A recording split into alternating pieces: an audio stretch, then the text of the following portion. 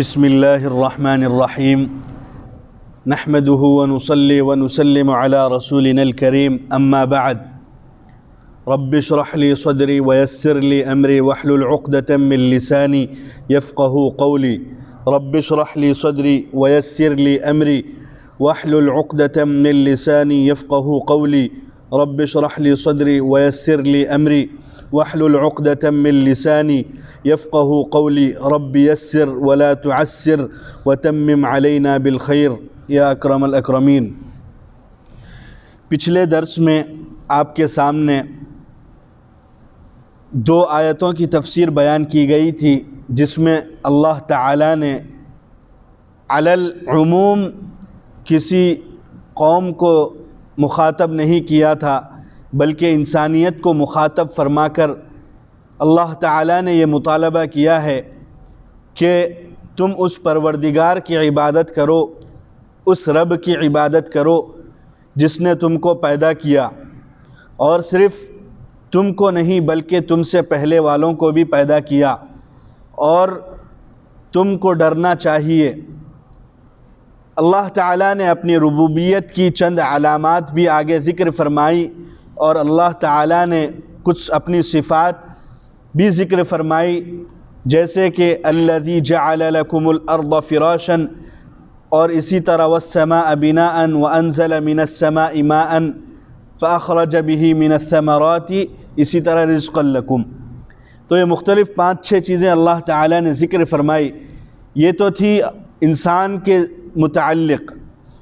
اور سب سے پہلے آیت میں اللہ تعالیٰ نے انسان کے متعلق بتایا، پھر اس کے بعد اس کے اطراف اور جوانب اور اسی طرح آفاقی نعمتوں کا تذکرہ فرمایا۔ یہ اللہ تعالیٰ کا علی العموم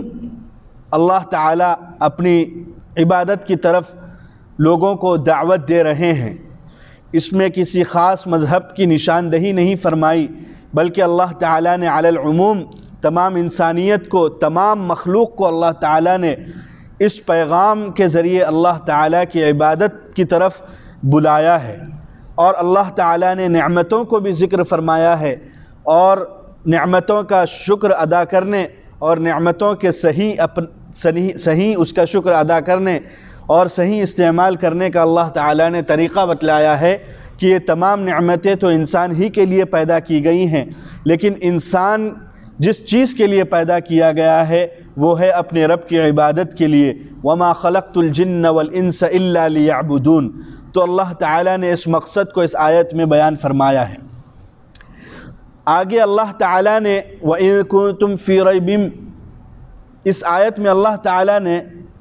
آپ صلی اللہ علیہ وسلم کے اوپر جو کتاب نازل فرمائی یعنی قرآن کریم،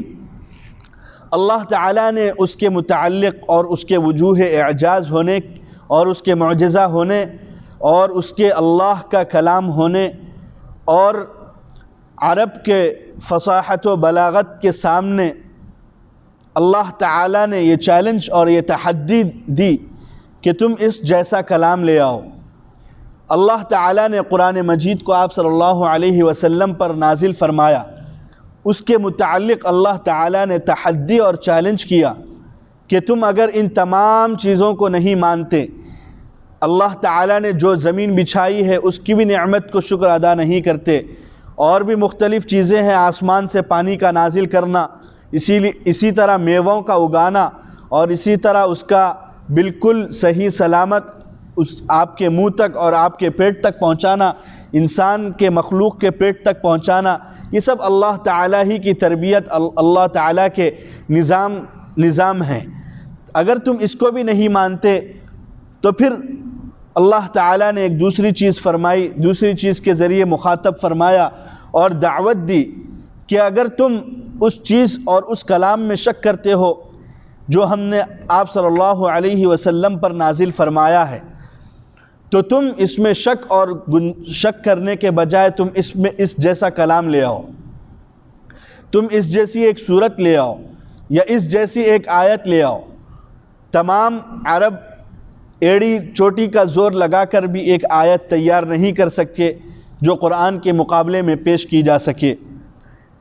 تو اسی طرح میں نے قرآن مجید کے اعجاز معجزہ ہونے کی چند وجوہات میں نے بیان کرنا چاہ رہا تھا، تو پچھلے درس میں ایک ہی وجہ بیان کر سکا تھا، تو آگے اس کا سلسلہ جاری ہے۔ تو اس آیت کے تحت قرآن کریم کے معجزہ ہونے کی وجوہات کو انشاءاللہ اس درس میں بیان کیا جائے گا۔ تو سب سے پہلے میں نے یہ وجہ بیان کی تھی قرآن کریم کے معجزہ ہونے کی، کہ ہم قرآن کریم کو دیکھیں اور قرآن کریم سے ہٹ کر عرب اور ماحول اور کس جگہ یہ کتاب نازل ہوئی اس کو دیکھیں، تو ہمیں یہ صاف صاف معلوم ہوگا کہ یہ کتاب آپ صلی اللہ علیہ وسلم پر نازل ہوئی۔ اس کا ایک پہلو آپ صلی اللہ علیہ وسلم پر، اور دوسرا پہلو کس ماحول میں نازل ہوئی، وہ ماحول تھا عرب، اسی طرح مکہ اور مشرکین کا ماحول، اور اسی طرح ان کے ماحول میں ایک چیز تو ضرور پائی جاتی تھی جو بالکل فطری چیز ان کے اندر یہ موجود تھی، کہ وہ فصاحت و بلاغت کے اعلیٰ شاعر اور فصاحت و بلاغت کے اعلیٰ ادیب تھے۔ ان کے مقابل کوئی دنیا کا شخص ان کے مقابل قادر الکلام نہیں سمجھا جاتا تھا، اسی وجہ سے وہ اپنے آپ کو عربی اور اسی طرح دوسروں کو عجمی کہتے تھے، اور عجم کے معنی وہ دوسروں کو گنگا کہتے تھے۔ تو سب سے پہلے ہم ماحول پر نظر ڈالتے ہیں۔ تو میں نے پچھلے درس میں ماحول کے متعلق کچھ عرض کیا تھا کہ وہاں کی بالکل چھوکریاں، بالکل چھوٹی چھوٹی بچیاں بھی ایسے ایسے شعر اور ایسے ایسے نظم اور نثر پڑھتی تھی کہ جو ادیب سن کر حیران اور ششدر رہ جاتا، اور ادبی دنیا میں اس کی کوئی مثال نہیں ہوتی۔ اور جب بھی وہ آپس میں بات کرتے تو رعد کی طرح، بجلی کی کڑک کی طرح بالکل ایک دوسرے کے اوپر برستے اور ایک دوسرے کے اوپر اپنا کلام کو پیش کرتے اور سبقت کرتے، اور ان میں یہ مقابلہ اور اسی طرح ان کے اندر یہ چیلنج چلتے رہتا تھا کہ کوئی شخص چیلنج کرتا کہ وہ ایک کلام لکھتا اور اس کو دروازے خانہ کعبہ کے دروازے پر لٹکا دیا جاتا، چسپاں کر دیا جاتا، تو پھر اس کا مطلب یہ ہوتا کہ اس کلام کا مقابل پیش کر کے بتلاؤ، یہ چیلنج ہے۔ تو بعض اوقات ایسا ہوتا تھا کہ 6 ماہ 8 ماہ گزر جاتے لیکن اس کے مقابل کا کلام نہیں بنتا تھا۔ تو یہ تھی وہاں کی فصاحت و بلاغت، لیکن یہ فصاحت و بلاغت ان کا فطری اور پیدائشی وصف تھا۔ وہ لوگ کسی مدرسے کے اور کسی مکتب کے یا اسی طرح کوئی استاد کے وہ لوگ شاگرد نہیں تھے، بلکہ وہ ان کا فطری اور اسی طرح پیدائشی اور خلقتی وصف تھا۔ یہ تو رہا عرب کا ماحول کہ وہاں تعلیم و تعلم کا اتنا مزاج نہیں تھا، بس وہ لوگ اپنے قادر الکلام اور اپنی فصاحت و بلاغت پر ناز کرتے تھے۔ اسی طرح یہ تو ایک پہلو رہا کس ماحول میں۔ تو یہ ایک بات تو سمجھ میں آ گئی کہ فصاحت و بلاغت کا اعلیٰ معیار قرآن نازل ہونے کے موقع پر وہاں کے عرب اور اسی طرح مشرکین مکہ میں پائے جاتا تھا۔ ایک پہلو دوسرا وہ یہ کہ آپ صلی اللہ علیہ وسلم کے اوپر یہ کتاب نازل کی گئی۔ اب آپ صلی اللہ علیہ وسلم کے متعلق دیکھ لیجئے، ولادت سے پہلے آپ صلی اللہ علیہ وسلم کے والد کا انتقال ہو گیا، ولادت کے بعد چند ماہ کے بعد آپ کی والدہ محترمہ کا بھی انتقال ہو گیا، اسی طرح رفتہ رفتہ آپ کے دادا، پھر اسی طرح آپ کے چچا۔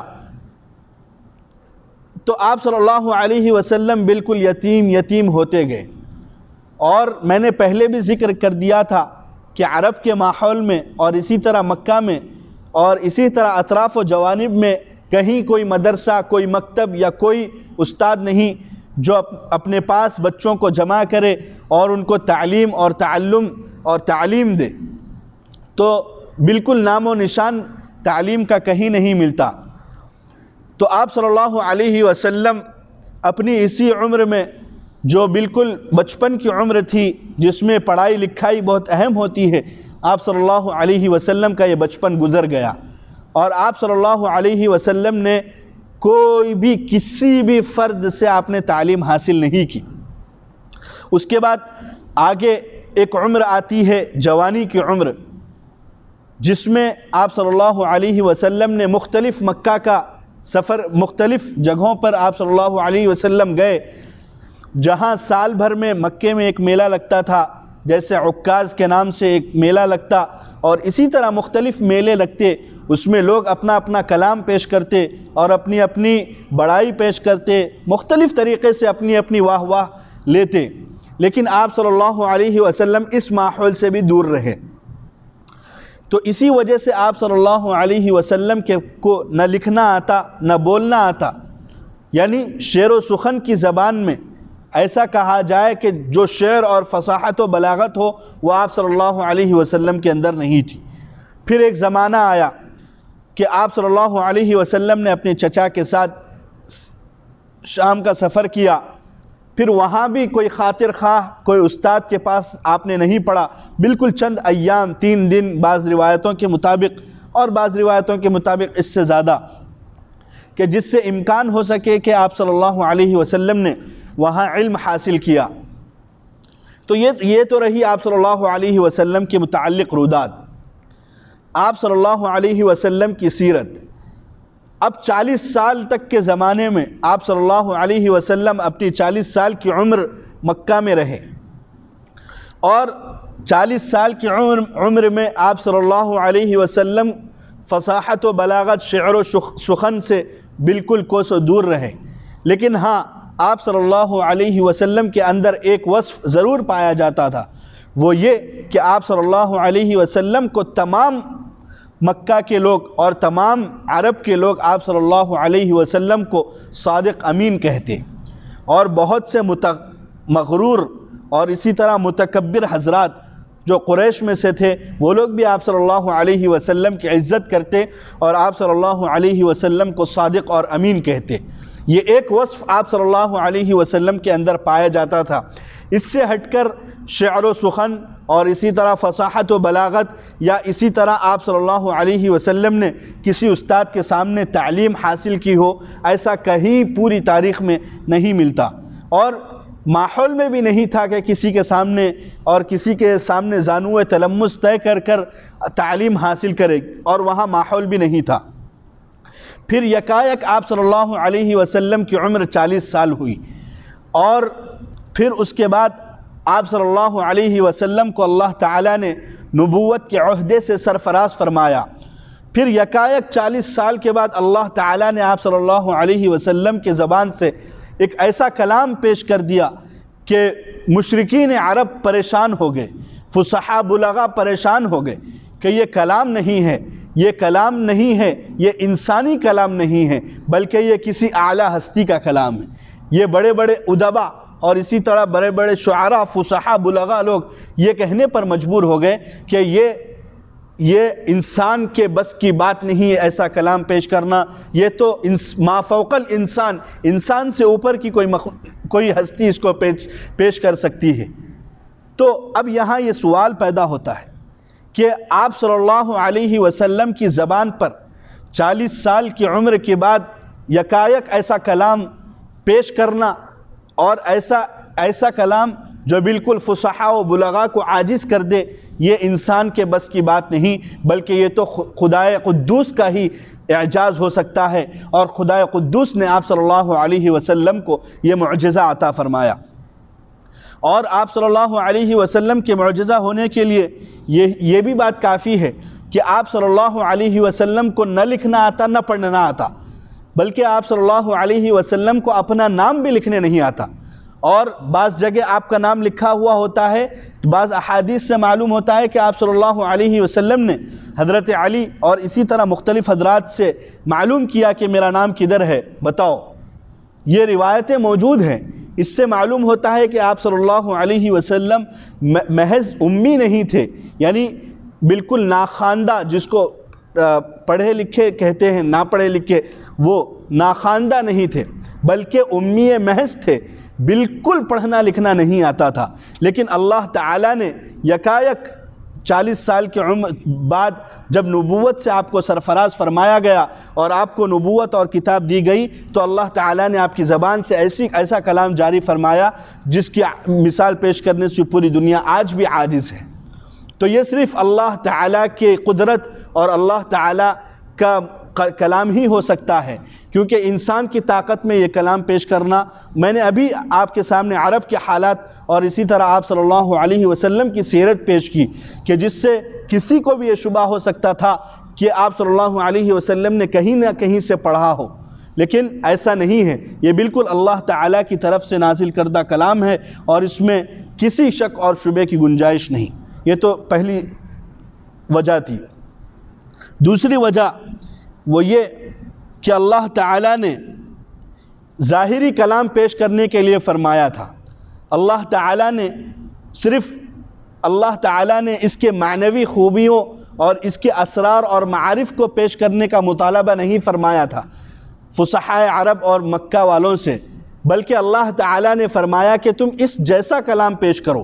صرف اس جیسا کلام پیش کرنا۔ حالانکہ وہ ان کی بس کی بات تھی اور وہ لوگ اپنے کلام کو مانتے تھے اور اپنی زبان کو قادر الکلام اور اسی طرح اپنے آپ کو قادر الکلام اور دوسروں کو گنگا سمجھتے تھے، لیکن پھر بھی وہ ظاہری طور پر بھی کلام پیش نہیں کر سکے۔ اگر یہاں یہ سوال کیا جائے کہ اللہ تعالیٰ نے، ہو سکتا ہے کہ اللہ تعالیٰ یہاں ان کو علوم و معارف کا اور اسی طرح اسرار و حکم کا اور اسی طرح مختلف چیزوں کا، بالکل علوم کا اللہ تعالیٰ نے کلام پیش کرنے کے لیے کہا ہے، تو یہاں یہ مقصد کوئی معنی نہیں رکھتا۔ تو اس کا جواب یہی ہے کہ یہاں مطالبہ اس چیز کا ہے ہی نہیں، یہاں حسن معنوی کا مطالبہ نہیں ہے، صرف اور صرف اللہ تعالیٰ لفظی کلام پیش کرنے کے لیے جس طرح ایک کلام اللہ تعالیٰ نے پیش کیا ہے وَإِن كُنتُمْ فِي رَيْبٍ، اسی طرح اللہ تعالیٰ یہ مطالبہ کر رہا ہے کہ اس میں کوئی معانی نہیں چاہیے، اس میں کوئی اسرار نہیں چاہیے، اس میں کوئی حکمتیں نہیں چاہیے، بس اس کے مقابلے میں کوئی ایک کلام ہی پیش کر دو۔ تو یہ دوسری وجہ ہے۔ پھر آگے اللہ تعالیٰ نے ان کو عار دلائی، وَلَن تَفْعَلُوا، تم کر ہی نہیں سکتے، اور یہ تو کرنا یہ انسان کی بس کی بات بھی نہیں ہے، یہ اللہ تعالیٰ ہی کا کلام ہے۔ تو ایک دوسری وجہ یہ ہے۔ ایک تیسری وجہ یہ ہے کہ اس میں اللہ تعالیٰ نے غیب کی اور اسی طرح آئندہ آنے والے واقعات کی اللہ تعالیٰ نے پیشن گوئی فرمائی، جیسے کہ سورہ روم کے متعلق ہے کہ اللہ تعالیٰ نے سورہ روم کے متعلق فرمایا، مثلاً واقعہ ہے کہ اللہ تعالیٰ نے فرمایا روم اور فارس کے متعلق کہ ان کے مقابلے میں ابتداءً فارس والے غالب آئیں گے، پھر چند عرصے میں یعنی 10 مہینے کی مدت میں رومی غالب آ جائیں گے۔ تو ہو بہو یہ پیشن گوئی ثابت ہو گئی آپ صلی اللہ علیہ وسلم کے زمانے میں۔ تو یہ بھی ایک قرآن مجید کے اعجاز اور معجزہ ہونے کی دلیل ہے۔ نمبر 4، اس میں پچھلی امتوں کا بھی تذکرہ ہے اور ان کے شرائع، ان کی شریعتوں اور ان کی تاریخی حالات کو بھی بخوبی اس میں ذکر فرمایا گیا اور اتنی صاف طریقے سے اور اتنے وضاحت کے ساتھ بیان کیا گیا کہ ان کے بڑے سے بڑے علماء جو اپنے آپ کو ماہر اور اپنے نبی کا پیروکار اور کتاب کا ماہر قرار دیتے تھے، وہ لوگوں کو بھی اس کی حالت معلوم نہیں تھی، وہ لوگوں کو بھی ان کی حالت معلوم نہیں تھی۔ تو یہ رہا چوتھی وجہ۔ نمبر 5، اس کے متعدد آیات میں، قرآن کی متعدد آیات میں اللہ تعالیٰ نے لوگوں کے دل کی چھپی ہوئی باتوں کو آپ صلی اللہ علیہ وسلم کو اطلاع دی، یہ کہ فلاں کے دل میں یہ بات ہے، فلاں کے دل میں یہ بات ہے، فلاں کے دل میں یہ بات ہے۔ جیسے کہ پارے 4 میں ہے اِذْ هَمَّتْ طَائِفَتَانِ مِنْكُمْ أَن تَفْشَلَا وَاللَّهُ وَلِيُّهُمَا، مختلف آیتیں ہیں، یہ ایک آیت ہے۔ اور اسی طرح منافقین بھی ڈرتے تھے،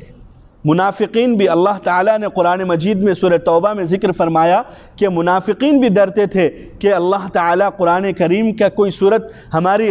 دل کی اور ہمارے حال کے مطابق کوئی صورت نازل نہ کرتے۔ يَحْذَرُ الْمُنَافِقُونَ أَن تُنَزِّلَ عَلَيْهِمْ سُورَةٌ تُنَبِّئُهُم بِمَا فِي قُلُوبِهِمْ، یعنی دلوں کے اندر جو وہ لوگ خیالات پکائے ہوئے ہیں، وہ لوگوں کی حالت کو بھی اللہ تعالیٰ ان سے مطلع نہ فرما دے، وہ لوگ ڈرتے تھے اس بات سے۔ تو منافقین بھی مانتے تھے اس اعجاز کو اور اس قرآن کو۔ تو یہ تو رہی پانچویں وجہ قرآن کریم کے معجزہ ہونے کی۔ چھٹی وجہ یہ ہے کہ وہ آیات جس میں اللہ تعالیٰ نے کسی قوم یا فرد سے مخاطب ہو کر فرمایا یا ان کو پیشن گوئی فرمائی یا ان کو فلاں کام نہ کر سکنے کی متعلق فرمایا کہ وہ لوگ فلاں کام نہ کر سکیں گے،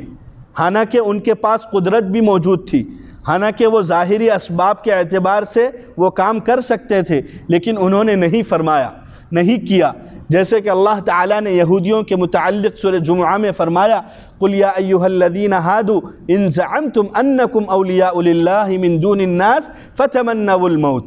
کہ اللہ تعالیٰ نے یہودیوں کے متعلق فرمایا کہ اگر وہ واقعی اللہ تعالیٰ کے دوست اور سچے ہیں اس اپنے بات میں، تو ان لوگوں سے کہا جائے کہ وہ موت کی تمنا تو کرے ذرا، اگر وہ اپنے قول میں سچے ہوں۔ تو اللہ تعالیٰ کے ظاہری اسباب تھے، وہ لوگ اپنے آپ کو اپنے زبان سے اس بات کا اقرار کر سکتے تھے اور تمنا کر سکتے تھے موت کی، لیکن وہ لوگ بھی جانتے تھے کہ قرآن ایک ایسا کلام ہے،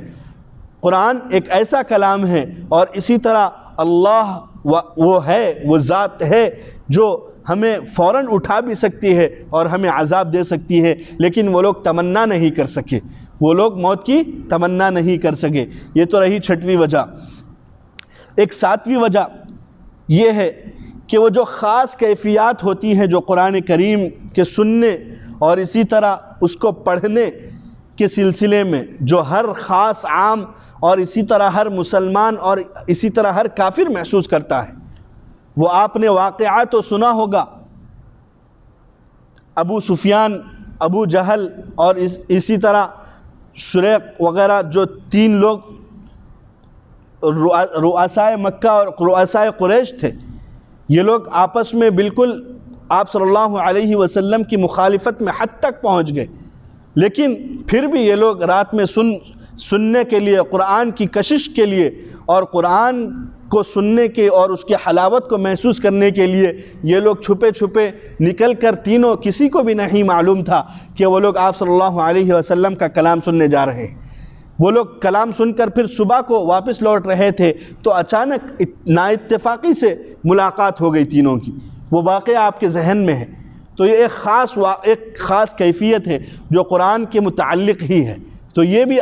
بھی اللہ تعالیٰ کی طرف سے یہ کلام ہونے کے اوپر معجزہ اور اعجاز ہونے پر دلالت کرتا ہے۔ آٹھویں وجہ اس قرآن کے متعلق یہ ہے کہ اس کو بار بار پڑھنے سے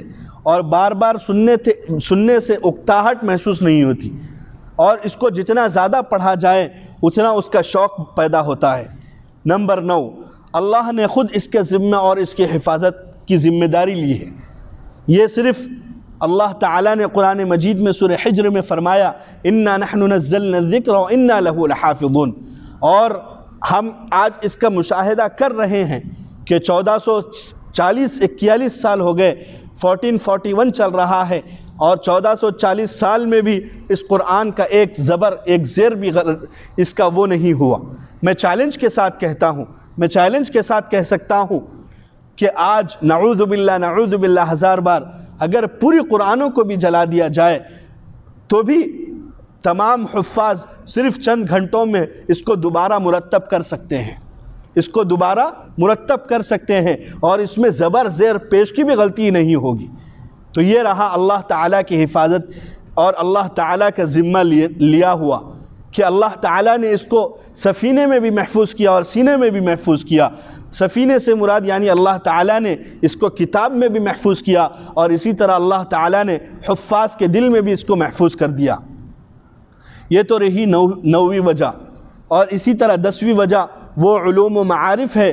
کہ جن کا احاطہ نہ آج تک کسی نے کیا ہے نہ آئندہ امکان ہے، کہ اتنے مختصر سائز اور اتنے مختصر حجم اور محدود کلمات میں اتنے علوم و فنون جمع کیے جا سکیں جو تمام کائنات کی دائمی ضرورت کو حاوی ہے۔ بالکل مختصر قرآن، 30 پارے اور چند ہزار چند لاکھ الفاظ، جس کے الفاظ بھی متعین ہیں اور جس کا سائز بھی بالکل 611 کچھ 12 صفحات ہے اور 30 پارے ہیں،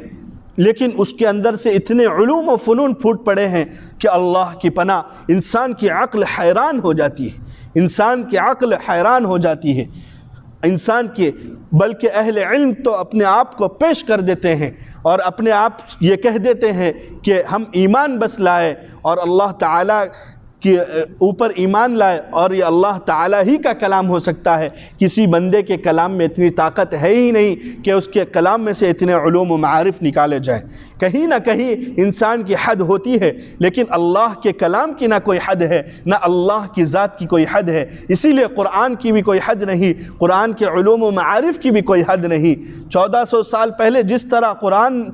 چیلنج کر رہا تھا، آج بھی چیلنج کر رہا ہے اور آئندہ بھی چیلنج کرے گا، اور مختلف زمانوں میں مختلف لوگوں نے مختلف اپنے اپنے حساب سے، اپنے اپنے زمانے کے اعتبار سے اس میں تلاش اور تتبع اور اس میں علوم و فنون تلاش کیے اور علوم فنون نکالے، اور آج بھی نکال رہے ہیں، اور سائنسی دنیا میں اس کی تصدیق بھی ہو رہی ہے کہ قرآن یہ اللہ ہی کا کلام ہے، کسی بشر کا کلام نہیں ہے۔ جو قبائلی، جو شخصی، عائلی، قبائلی، شہری اور اسی طرح تمام عمرانیت اور اسی طرح تمام اجتماعی قوانین، سیاست ممالک اور اسی طرح مختلف معاشرے کے ہر پہلو پر حاوی اور شافی اور جامع کتاب ہے کہ اس جیسا کوئی کلام ہو ہی نہیں سکتا پوری دنیا میں، اور ہو بھی کیسے، یہ تو اللہ کا کلام ہے، کسی بندے کا کلام نہیں ہے۔ تو یہ چند وجوہات میں نے آپ کے سامنے پیش کی قرآن مجید کے معجزہ ہونے کی۔ اسی طرح امام تفسیر جلالین کے جو علامہ سیوطی رحمۃ اللہ علیہ، انہوں نے اپنی کتاب خصائص کبریٰ میں رسول اللہ صلی اللہ علیہ وسلم کے 2 معجزوں کو ذکر فرمایا حدیث کے حوالے سے کہ قیامت تک 2 چیزیں باقی رہنے والی ہیں، ایک قرآن کا معجزہ، دوسرا یہ کہ ایام حج میں تینوں جمرات پر لاکھوں آدمی 3 دن تک مسلسل کنکریاں پھینکتے ہیں، پھر کوئی ان کنکریوں کے ڈھیر کو یہاں سے اٹھاتا بھی نظر نہیں آتا، اور ایک مرتبہ پھینکی ہوئی کنکری دوبارہ استعمال کرنا بھی ممنوع ہے۔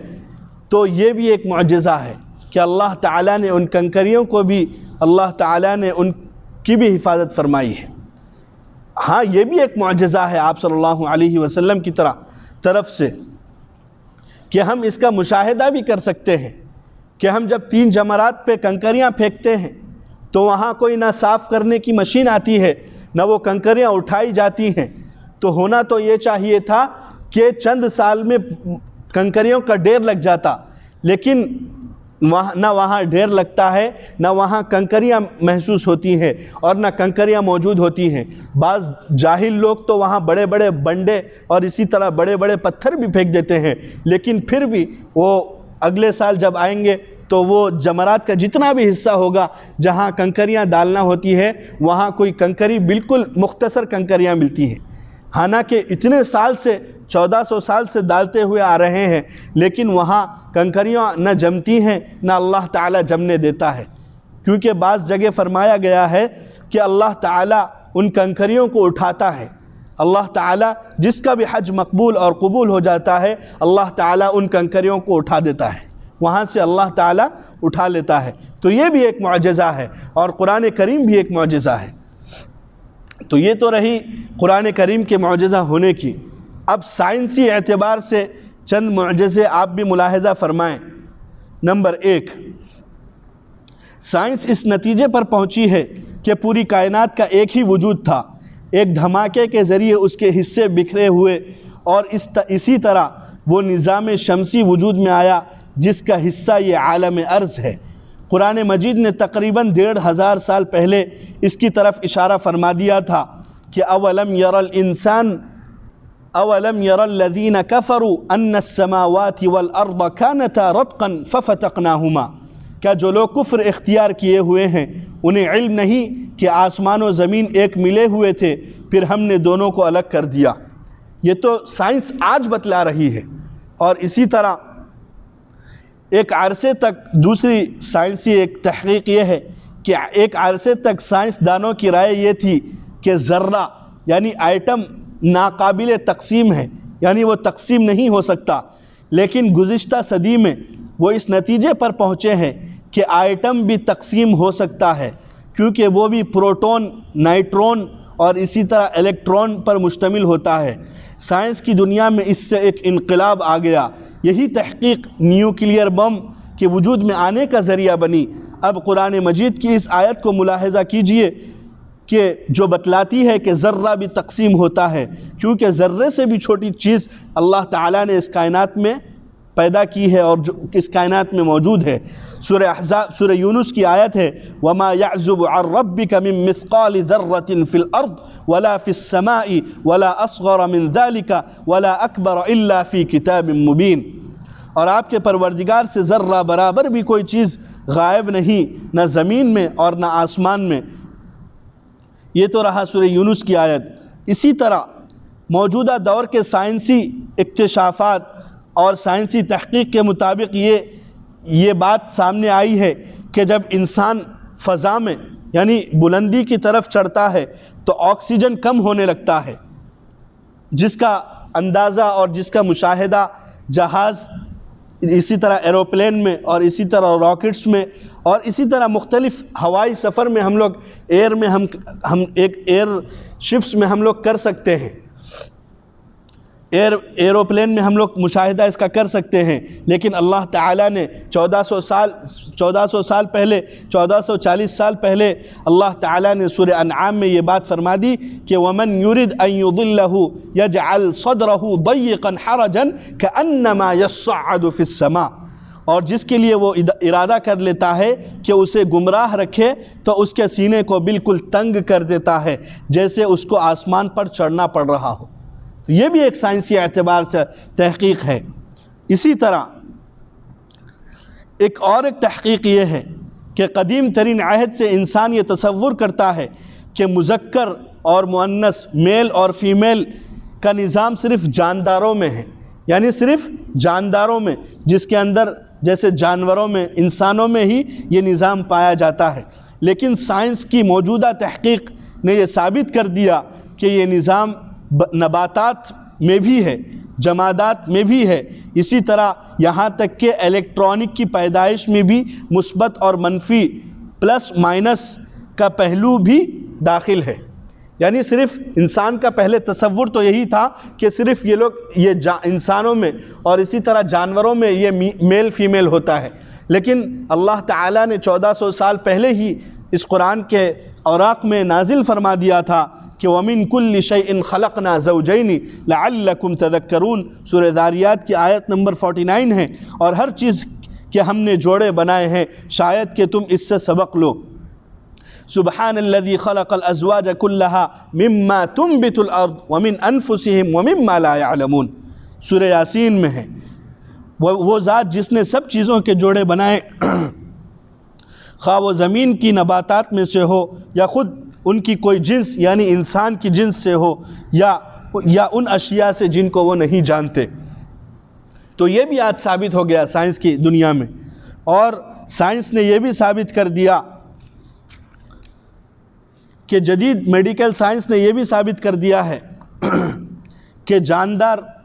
کا جو اسپرم ہوتا ہے، مادہ منویہ جس کو کہا جاتا ہے، جس کو قطرہ منی کہا جاتا ہے، اس کے اندر جراثیم ہوتے ہیں۔ اللہ تعالیٰ نے اس کو 1400 سال پہلے یہ قرآن میں نازل فرمایا، اقرأ بسم ربک الذی خلق خلق الانسان من علق خلق الانسان من علق، بلکہ انسان جن تخلیقی مراحل سے گزرتا ہے اور جن کو موجودہ سائنس نے واضح کیا ہے، قرآن نے ان کو بھی وضاحت کے ساتھ بیان فرما دیا ہے۔ تو یہ تو رہی سائنسی حقائق، اور ایک حقیقت اور سن لیں آپ، آج سائنس اس نتیجے پر پہنچی ہے کہ انگلیوں کے پور کا بھی ذکر ہے قرآن میں، اور سائنس آج اس نتیجے پر پہنچی ہے کہ انسان رنگ اور اسی طرح آواز اور اسی طرح جسم اور اسی طرح مختلف صورت میں بھی مختلف ہوتا ہے، اور اسی طرح انسانوں کی جو انگلیوں کے جو نشانات ہیں وہ بھی ہر انسان کے دوسرے انسان سے الگ ہے۔ جس طرح انسان کا رنگ الگ ہے، صورت الگ ہے، آواز الگ ہے، جسم الگ ہے، اسی طرح انسان کے فنگر پرنٹس جس کو آج کی زبان میں کہا جاتا ہے وہ بھی مختلف ہوتے ہیں۔ لیکن قرآن کریم نے اس کو آج سے 1440 سال پہلے بتلا دیا تھا۔ سورہ قیامہ میں اللہ تعالیٰ نے فرمایا اَيَحْسَبُ الْإِنسَانُ أَن لَّن نَّجْمَعَ عِظَامَهُ بَلَا قَادِرِينَ عَلَىٰ أَن نُّسَوِّيَ بَنَانَهُ۔ کیا انسان یہ سمجھ رہا ہے کہ ہم اس کی ہڈیوں کو جمع نہ کر سکیں گے؟ کیوں نہیں، ہم تو اس کی انگلیوں کے پور تک یعنی فنگر پرنٹس تک کو بھی ٹھیک ٹھیک بنانے پر قادر ہیں۔ یہ تو رہی سائنس کے اعتبار سے کچھ تحقیق اور کچھ معجزات جو قرآن کریم نے آج سے 1400 سال پہلے پیش کیے، اور سائنس آج اس کو وجود میں لا رہی ہے، اور سائنس آج اس کی کھوج کر دنیا کے سامنے پیش کر رہی ہے۔ تو اس میں کوئی شک کی گنجائش نہیں ہے۔ میں نے یہ مضمون اسی لیے اختیار کیا ہے اور اسی لیے اس کو وضاحت کے ساتھ بیان کیا ہے کہ دل میں کوئی شک نہ رہے، دل میں کوئی ریب نہ رہے۔ میں نے آپ کو پچھلے درس میں یہ بات بتلائی تھی کہ امام راغب اصفہانی رحمۃ اللہ علیہ نے ریب کے متعلق، لفظ ریب کے متعلق انہوں نے یہ بات بتلائی ہے کہ ریب اس کو کہا جاتا ہے جو بالکل معمولی وہم ہو، جو بالکل معمولی وہم ہو، اور وہ معمولی وہم چند حقائق سامنے آنے کے بعد آسانی سے رفع بھی ہو جائے، آسانی سے رفع بھی ہو جائے، تو اس کو کیا کہا جاتا ہے؟ ریب کہا جاتا ہے۔ تو اسی لیے میں نے آپ کے سامنے اسی لیے وضاحت فرما دی کہ قرآن کریم کے متعلق ذرہ رتی برابر بھی شک اور شبے کی گنجائش نہیں، کیونکہ قرآن کریم ایک معجزہ ہے اور اللہ تعالیٰ کی طرف سے نازل کردہ کتاب ہے، اور آپ صلی اللہ علیہ وسلم کا کھلا معجزہ ہے، اور قیامت تک باقی رہنے والی کتاب ہے، اور اللہ تعالیٰ قیامت کے دن ہمیں پڑھ کر بھی سنائے گا۔ لیکن تب جب ہم اس کے معجزہ ہونے کے قائل ہوں گے، تب جب ہم اس کے معجزہ ہونے کو مانیں گے۔ اسی لیے میں نے آپ حضرات کے سامنے اس موضوع کو تھوڑی تفصیل کے ساتھ بیان کیا ہے تاکہ ہمارے دل میں کوئی شک اور اسی طرح کوئی شبہ باقی نہ رہے، اور قرآن کے متعلق ہم بالکل بے ریب لا ریب ہو جائیں۔ قرآن میں جس لا ریب کا ذکر آیا ہے اسی طرح ہمارا دل بھی قرآن کے متعلق بالکل صاف ہو جائے، اور کسی شک اور شبے کی اس میں گنجائش نہ ہو۔ تو یہ رہا قرآن کے متعلق۔ ایک اور بات عرض کرنا یہ تھا کہ چند ماہ میں علماء کرام اور اہل اللہ اس دنیا سے رخصت ہو گئے اور انتقال فرما گئے، جس میں علامہ ڈاکٹر خالد محمود رحمہ اللہ، اور اسی طرح علامہ سعید احمد پالن پوری شیخ الحدیث دارالعلوم دیوبند، اسی طرح مفسر قرآن صوفی عبد الحمید سواتی، اسی طرح معروف محقق عبد القیوم صاحب، شیخ الحدیث عبد الرؤوف صاحب پنڈی، اور اسی طرح قاری نسیم صاحب، مفتی نعیم صاحب جامعہ عالمیہ بن نوریہ، اور اسی طرح پیر عزیز الرحمن ہزاروی رحمۃ اللہ علیہ، خلیفہ اجل مولانا شیخ زکریا صاحب رحمۃ اللہ علیہ، اسی طرح انور صاحب ترمذی، اور اسی طرح رحیم داد صاحب رحمہم اللہ جمیعاً، اور اسی طرح مختلف 25 نام ہیں اور 25 علماء کرام اور وقت کے بڑے بڑے علماء جن کو چوٹی کے علماء کہا جاتا تھا، وہ اس دنیا سے رخصت ہو گئے۔ بخاری کی ایک حدیث آپ کے سامنے پیش کرنا چاہتا ہوں۔ حضرت عبداللہ بن عمرو بن عاص رضی اللہ عنہ سے مروی ہے، انہوں نے فرمایا کہ میں نے رسول اللہ صلی اللہ علیہ وسلم کو یہ فرماتے ہوئے سنا، ان اللہ لا يقبض العلم انتزاعا ينتزعه من العباد ولكن يقبض العلم بقبض العلماء حتى إذا لم يبق عالما اتخذ الناس رؤوسا جهالا فسألوا وأفتوا بغير علم فضلوا وأضلوا به۔ یہ تو رہی بخاری کی حدیث۔ اس حدیث کا خلاصہ یہی ہے کہ اللہ تعالیٰ علم کو ایسے ہی آسمان سے نہیں اٹھائے گا، بلکہ اس کی شکل یہ ہوگی کہ اللہ تعالیٰ علماء کو اٹھا لے گا۔ اور قیامت کی علامتوں میں سے ایک علامت یہ بھی ہے کہ اللہ تعالیٰ علماء کو اور علم کو اٹھا لیں گے۔ اور علم کو اٹھانے کی صورت اس حدیث میں بیان فرمائی ہے کہ علم کا اٹھانا ایسے نہیں کہ لوگوں کے سینے سے علم اٹھ جائے گا، بلکہ علماء کا اٹھ جانا اس بات کی دلیل ہے کہ علم اٹھ رہا ہے۔ تو ہماری بھی ذمہ داریاں بڑھتی ہیں، ہم بھی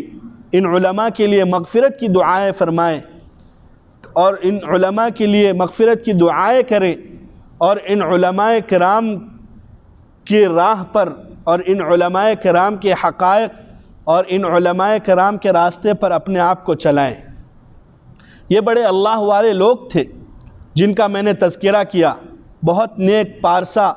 اور اسی طرح بہت متقی حضرات، اہل اللہ جس کو کہا جاتا ہے وہ تھے، اللہ کے دوست تھے۔ اللہ تعالیٰ اس دنیا کو اپنے علماء سے اور اپنے نیک بندوں سے خالی کر رہا ہے،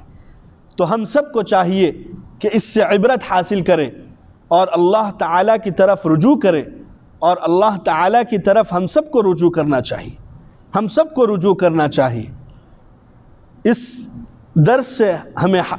عبرت حاصل کرنی چاہیے کہ اللہ تعالیٰ دن بدن اللہ تعالیٰ علماء کو اٹھا رہا ہے۔ اسی لیے ہم سب کو چاہیے کہ ان علماء کرام کے لیے ایصال ثواب کریں اور ان علماء کرام کا حق ادا کرے، اور یہ لوگ جو راستہ اپنائے تھے وہ راستے کو اختیار کرے اور ان کے نقش قدم پر چلے۔ اور دوسری یہ گزارش ہے کہ اپنے بچوں کو، اپنے ہونہار اور ہوشیار اور عقل مند اور اسی طرح چالاک بچوں کو مدرسے کا رخ دے اور مدرسے میں داخل کریں اور مدرسے میں پڑھائیں، عالم بنائیں، مفتی بنائیں، تاکہ امت کو ایک سرمایہ نصیب ہو، امت کو ایک بہترین جید عالم نصیب ہو اور امت کی وہ قیادت کرے۔ تو یہی دو گزارشات تھی کہ علماء کا اٹھ جانا بہت افسوس اور بہت سخت بات ہے اور بہت عبرت کی بات ہے، تو اس عبرت سے ہمیں سبق حاصل کرنا چاہیے، اور اسی طرح ہم اپنے بچوں کو عالم بنائیں، مفتی بنائیں اور مدارس کا انہیں رخ دیں اور مدارس میں داخل فرمائیں۔ اور اللہ تعالیٰ سے دعا ہے کہ اللہ تعالیٰ تمام اکابرین کی مغفرت فرمائے، تمام علماء کی مغفرت فرمائے اور ان کا نعم البدل اللہ تعالیٰ اس امت کو عطا فرمائے۔ اللہم لا تحرمنا اجرہم ولا تفتننا بعدہم، اللہ ان کا اجر ضائع نہ فرما، اللہ ان کے سیئات کو حسنات میں تبدیل فرما۔ اے اللہ ان کے دنیا سے اٹھ جانے کے بعد ہمیں اے اللہ فتنے میں نہ ڈال، اے اللہ ہمیں فتنے میں نہ ڈال، اے اللہ ان اکابرین کے نقش قدم پر اور ان اکابرین کے نقش قدم پر اور ان کے سوانح کو اپنانے کی اور ان کی سیرتوں کو پڑھ کر ان پر چلنے کی توفیق عطا فرمائیں۔ اے اللہ علماء کا اٹھ جانا قیامت کی علامتوں میں سے ایک علامت ہے۔ اے اللہ بے شک یہ علامتیں ہمارے اعمال اور ہمارے گناہوں کی وجہ سے ہے۔ اے اللہ معاف فرما دے، اے اللہ ہمارے گناہوں کو معاف فرما دے، اے اللہ ہمارے گناہوں کو معاف فرما دے۔ اے اللہ ہم سب کو مدارس کی طرف رجوع کرنے کی اور اسی طرح ان اکابرین کے نقش قدم پر چلنے کی توفیق عطا فرمائیں۔ اے اللہ جو وبا ہم میں پھیلی ہوئی ہے، اے اللہ اس وبا کو جلد سے جلد ختم کر دے، اے اللہ اس وبا کو اپنی جانب سے اے اللہ ختم کر دے۔ اے اللہ جو بیمار ہیں انہیں شفائے کاملہ عاجلہ دائمہ مستمرہ عطا فرما، جو اے اللہ مقروض ہیں ان کے قرضوں کی ادائیگی غیب سے اے اللہ صورتیں پیدا فرما۔ اے اللہ جو اس وبا کی وجہ سے اس دنیا سے رخصت ہو چکے ہیں، اے اللہ ان کی بال بال مغفرت فرما، شہداء میں ان کا نام فرما، اے اللہ شہداء میں ان کا نام شامل فرما۔ اے اللہ ہماری بچی کچی زندگی شریعت مطہرہ پر اور سنت نبوی پر عمل کر چلنے کی اے اللہ توفیق عطا فرما، ان علماء کے نقوش پر اور ان علماء کی سیرت کو پڑھ کر ان پر چلنے کی توفیق عطا فرما۔ اے اللہ اے اللہ اے اللہ ان علماء کا نعم البدل ہمیں عطا فرما۔ اے اللہ ان علماء کی مغفرت فرما۔ اے اللہ ہماری دعاؤں کو قبول و منظور فرما۔ جزا اللہ عنا محمدا ما هو اہلہ برحمتک یا ارحم الراحمین والحمد للہ رب العالمین۔